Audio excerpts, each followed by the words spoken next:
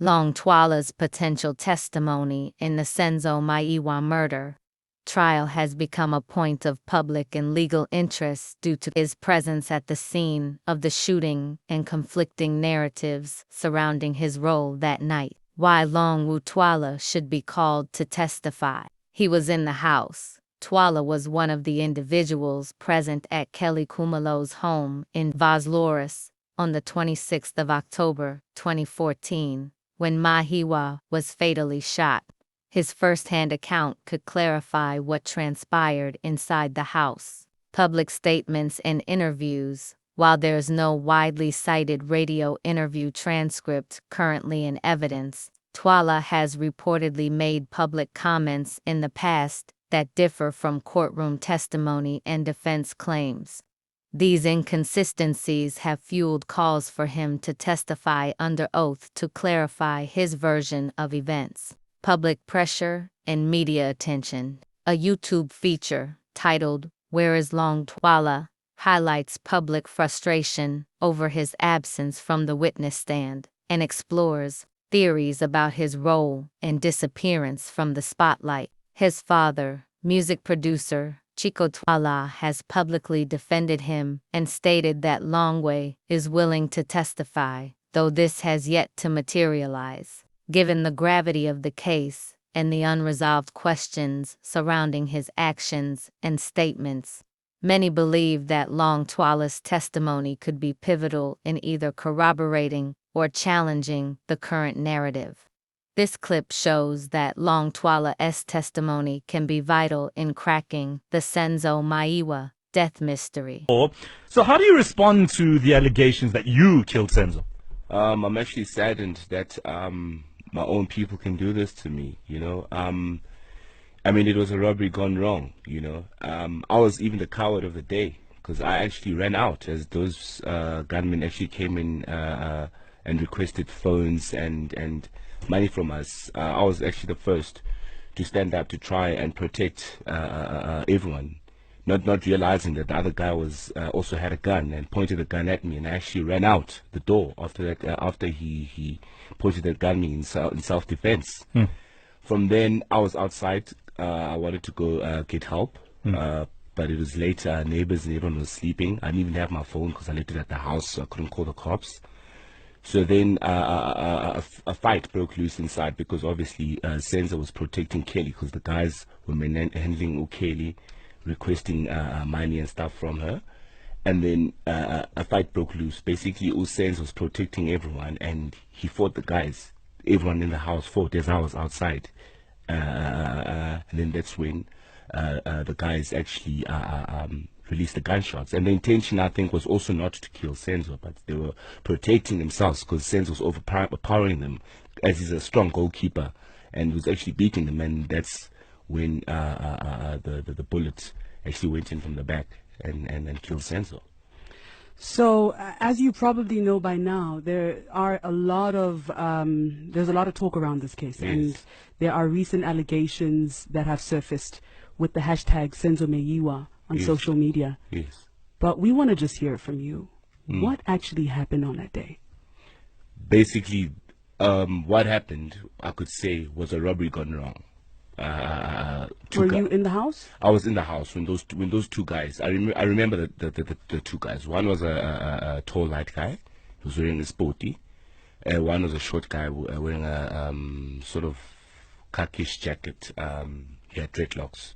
So when they came in, they demanded money and cell phones from us. Then I stood up because I was scared because I didn't know what was going on. Basically, I was actually probably the coward of the day. Let me put it that way. You know, yeah. I stood up in because I tried to fight one of the guys in order to defend everyone and defend myself, but not knowing that he had a gun. So he pointed the gun at me. And that's when I ran out the door because I didn't know what was going to happen. Basically, it was the time when I was dating Uzandi. I mean, I came that day innocently. I was checking the chair. You know what I mean? I didn't come to even chill. You know, I just came to pick Zandi up, but then Uzandi told me, "What, you know, the mother has cooked some Sunday lunch. Can I please stay over for the lunch? So it was actually Sunday. Can I stay over for the lunch and everything?" So I was like, okay, no, why not? I loved Zandi at the time. I wanted also a good reputation towards the mother and everything. So I stayed. So whilst we're eating, that's when we're eating, sharing jokes and everything, and then that's when these two guys came in and requested money and cell phones from us. Basically, I don't know what happened in the house because I was not in the house at the time. I was outside. All I heard was 3 gunshots. And then From outside the house? From outside the house. All I heard was 3 gunshots. But what I remember after was just chaos. Obviously, we were trying to bring Senzo back. You know what I mean? Drove him to hospital and everything, and only to find out the sad news that he had passed on. It was chaos. You know what I mean? And yeah, and I'm speechless as well because yeah. Have you been interacting with the police? Have they called you? Yes, we've been investigated. We're investigated hardcore by police. They took our phones. I went in for questioning and everything. Did you guys which phones? Our personal cell phones. Oh, okay. Yes, they hadn't taken them from you. They took them from us, and then the criminals, I mean. No. Okay. The criminals, they couldn't take my phone because I ran out. I had my phone in my pocket, so they didn't take my phone. Yeah, so then they took my phone and everything just to check if I've got any involvement in the murder. And they didn't find anything. We were acquitted by the police. We're actually acquitted. So I don't understand where all this is coming from. Did you supply Kelly Khumalo with drugs? Was there ever any altercations based on drug money? No, nothing at all. Because I mean, I've been clean. Even at that time, I was clean from drugs. Kelly herself is off drugs. So I don't know what these people are talking about. Even Kelly doesn't take drugs anymore. So it's all rubbish. Why did Kelly call your father, Chico, before calling the police? How did that happen? What exactly happened? Basically, the police were there already. Okay, so they arrived before Chico. Yeah, the police were there already, and I don't know who called them because I was also very saddened. I was actually crying in a way because I'm a Orlando Pirates supporter myself. How can I murder my own goalkeeper? And how can I murder Senzo in front of his best friend without him coming out to get me in jail? Doesn't make sense. And one of the allegations is that the gun that shot Senzo was in fact your dad's gun. And he came on the show yesterday and he was responding to that. I mean, what's your response to how that has now played a role in compounding the allegations, the story around the gun? Yeah, well, my father is a very powerful man. Sorry to put it this way. My father's got a lot to protect, but he doesn't walk around with bodyguards. My father carries his gun 24/7. You know what I mean? He would never make that mistake and leave his gun anywhere. He always has his gun on him. And I respect my father. Why would I take his gun and mess around with it? You know what I mean? I could never do such a thing. I'm actually saddened that my own people could do this to me.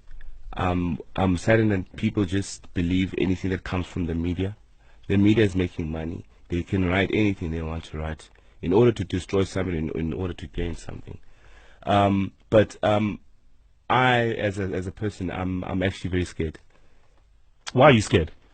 I'm not scared of that I can be arrested for killing Senzo because I know I'm innocent.